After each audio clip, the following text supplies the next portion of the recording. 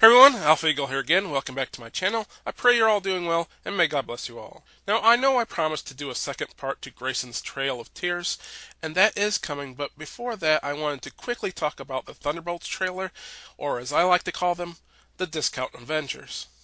Now, I call them that because that's exactly what they are. They are knockoffs, they are bootlegs. They are that Christmas present from your grandma you got as a kid when you told grandma that you liked the Avengers and she got you an Avengers toy. And when you asked your grandma which Avengers toy did she get you, Grandma, did you get me Captain America, Iron Man, Thor, Hulk, Black Widow? And your grandmother says, no, but I got you an Avenger. And you open up your present, and it's not even Hawkeye. Worse, it's the discount Black Widow. You don't want to offend your grandma, so you thank her and you give her a big hug. But deep down, you wanted Captain America. And I mean the real Captain America, not Captain African American. Anyway, that's what we're getting with the Thunderbolts. I mean, just look at the characters.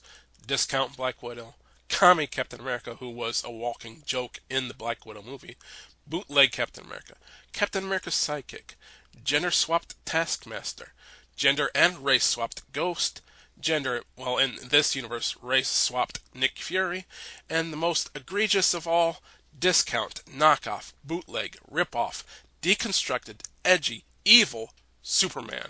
And yes, for those of you who don't know, the Bob character is supposed to be Sentry, and I detest the character of Sentry.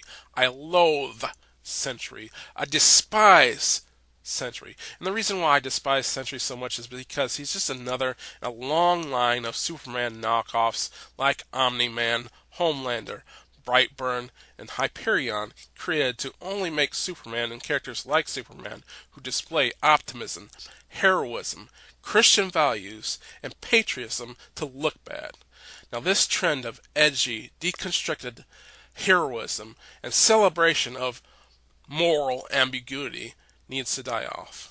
And moral ambiguity seems to be the major theme in this movie. Elaine from Seinfeld, I won't call her a character's name since she is horribly miscast. Anyway, she says something like, there aren't any good guys, there are only bad guys and worse guys. Now this goes against the whole point of superheroes. We're supposed to look up to them.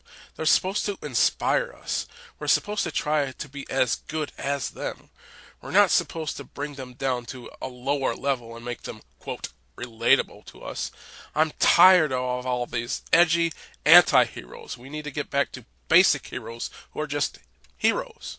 Also, when your own character says that there are only bad guys and worse guys, Disney is unintentionally saying that their own characters like Captain America, Iron Man, and Thor are bad guys. To be fair, having morally gray characters isn't inherently a bad thing. Some of my favorite characters are characters like Wolverine, Punisher, and Spawn.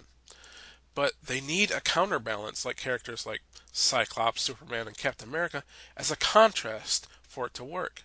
When everyone on the team is morally gray, the team dynamic doesn't work. By the way, some of these characters that they try to portray as, quote, anti-heroes aren't actually anti-heroes. U.S.Agent, for example. As I said earlier, he is just a hero. Now, as much as I hated Falcon and the Winter Soldier, U.S.Agent was the best part of that series. He was the hero of that series, in my opinion. Now, I've heard a lot of people say that he has a chance to redeem himself. He has nothing to be redeemed for. He did nothing wrong. U.S.Agent is a hero, so stop trying to portray him as an anti-hero. Speaking of which, Bucky is also a hero, not an anti-hero. Every bad thing he did under mind control. He is just as much a victim as the people he was forced to kill. He was used as a human weapon, so again, he's a hero, not an anti-hero. Stop portraying him as an anti-hero.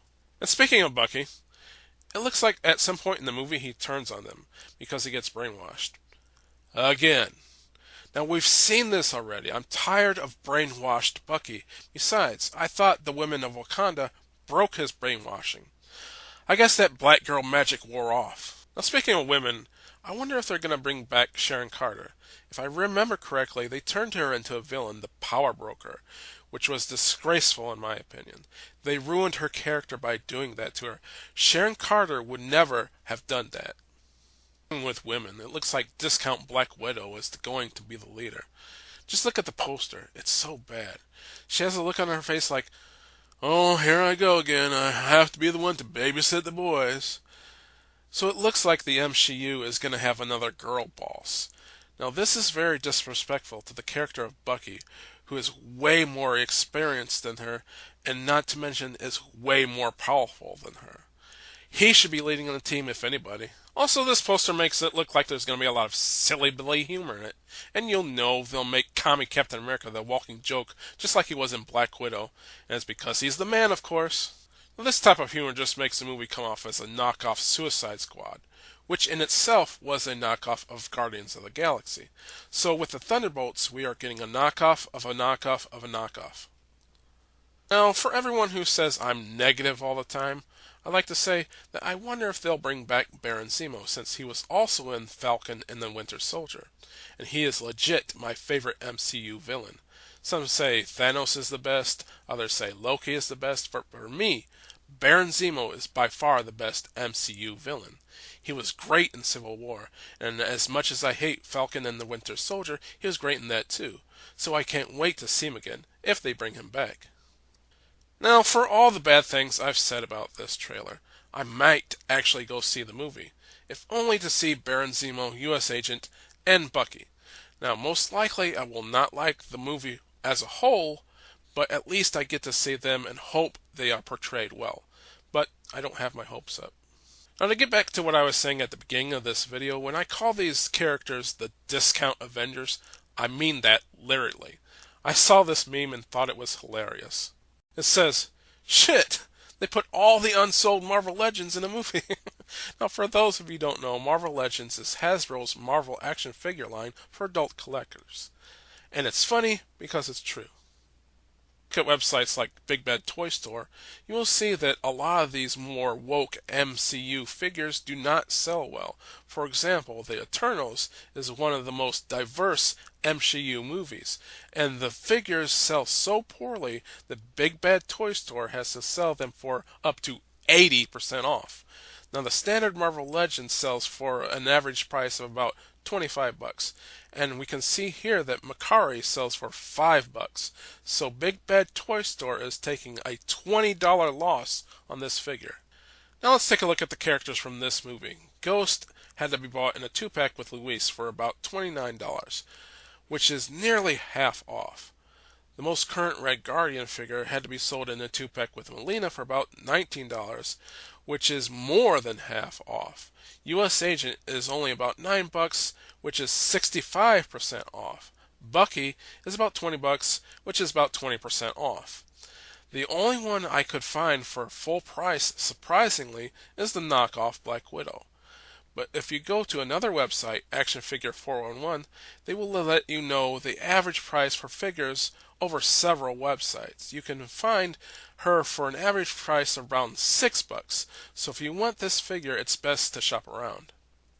The only character from this movie I couldn't find on Big Bad Toy Store is Taskmaster. So again, I went to Action Figure 411 and I found her for about $22. And to be fair and totally transparent, this figure came out before the Marvel Legends price hike, so its original price was only $20. So technically, the price actually went up about $2. So if you sold it now, you could make a profit of $2. But if you tried to sell any of the other figures, you're gonna take a loss. Is that merchandising sales is usually a good indicator on how financially successful a movie is going to be. So if we went by the sales of these figures, I'm willing to predict that this movie is gonna bomb. And I don't think it will do well critically either, at least with the fans. Anyway, that's about it for this video. I'm Alpha Eagle. God bless you for watching. God bless America. And I pray that Disney Marvel bring back actual legitimate heroes and heroism in their movies.